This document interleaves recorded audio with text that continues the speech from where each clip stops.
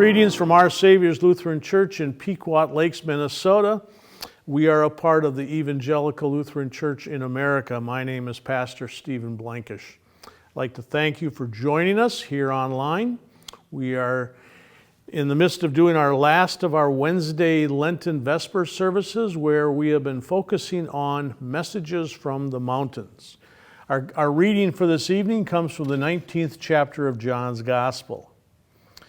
And so they took Jesus, and carrying the cross by himself, he went out to what is called the place of the skull, which in Hebrew is called Golgotha. There they crucified him, and with him 2 others, one on either side, with Jesus between them. Pilate also had an inscription written and put on the cross. It read, "Jesus of Nazareth, the King of the Jews." Many of the Jews reading this inscription, because the place where Jesus was crucified was near the city, and it was written in Hebrew, Latin, and in Greek. And the chief priests of the Jews said to Pilate, "Do not write, 'the King of the Jews,' but 'this man said, I am the King of the Jews.'" Pilate answered, "What I have written, I have written." When the soldiers had crucified Jesus, they took his clothes and divided them into 4 parts, one for each soldier. They also took his tunic. Now the tunic was seamless, woven in one piece from the top. So they said to one another, "Let us not tear it, but cast lots for it to see who will get it."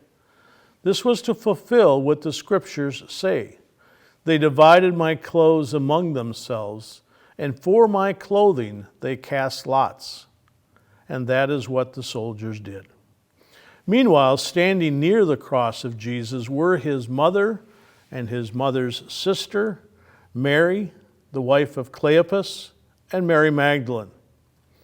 When Jesus saw his mother and the disciple whom he loved standing beside her, he said to his mother, "Woman, here is your son."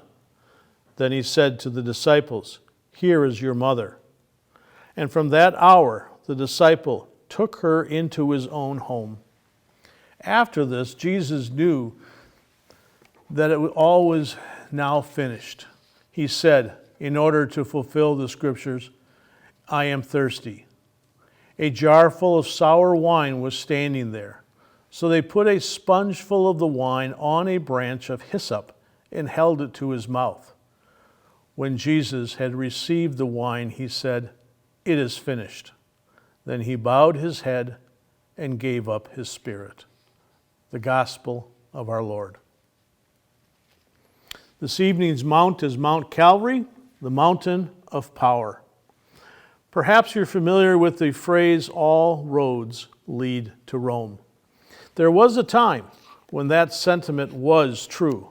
A time when Rome was the center of the known world. And if anything important was going to happen, it was going to happen in Rome.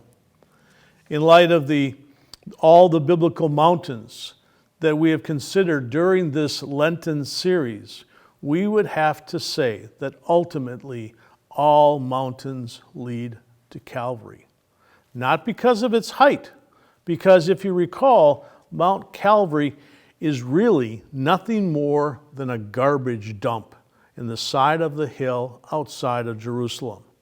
It is also referred to as Golgotha, which means the place of the skull, because of the torture and death that took place on that mount. So while Calvary might not be the loftiest in altitude, it still claims to spiritually tower over all the rest. And this is because if we didn't have Calvary, we wouldn't bother knowing the names of these other mountains either. In order to explain, let's review.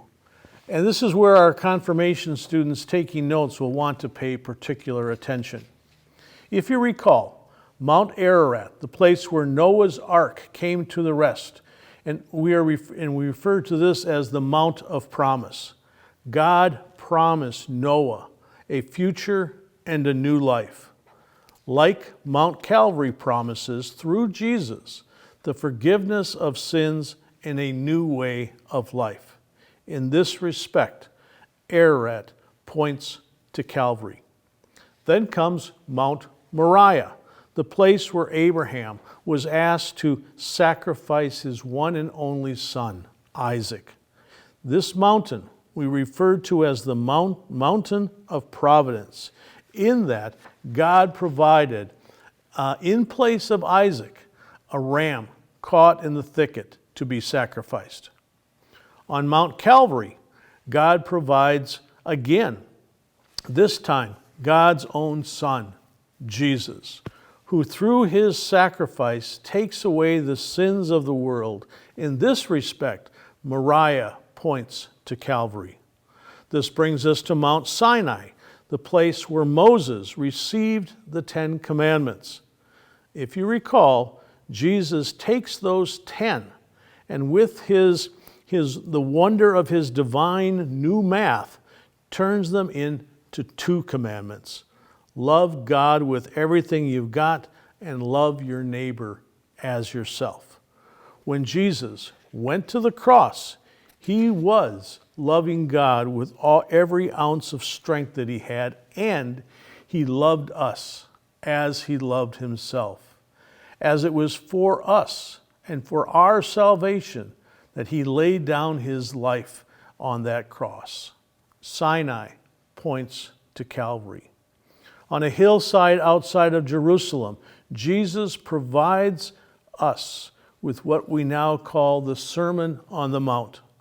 But unlike so many of the teachings that the people had heard at that time from previous rabbis, Jesus manages to push the envelope by telling his disciples that they were to love your enemies and pray for them. In the spirit of practicing what he preaches, Jesus' first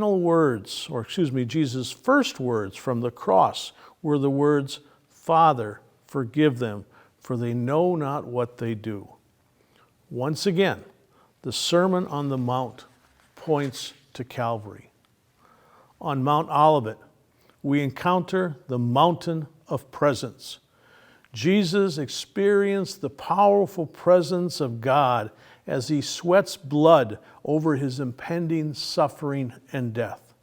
On Mount Calvary, Jesus shouted, my God, why have you forsaken me?" But deep down, Jesus knew that he was experiencing not the absence of God, but the silence of God.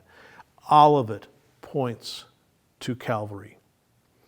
Throughout this Lenten season, we have heard the messages of these biblical mountains, and we have found their fulfillment in the message of Mount Calvary.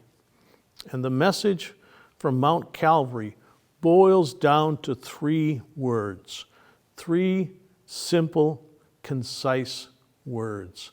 It is finished.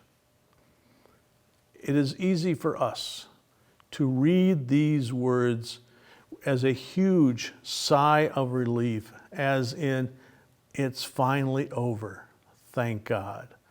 But these words are really a victory. It's like Jesus shouting out, "Death, you are finished. Sin, your power is done. I have accomplished what I came here to do." It is because of Jesus' victory over sin, death, and the power of evil that you and I can live our lives in faith, hope, and love. The old way of life, do unto others as before they do it to you, is finished.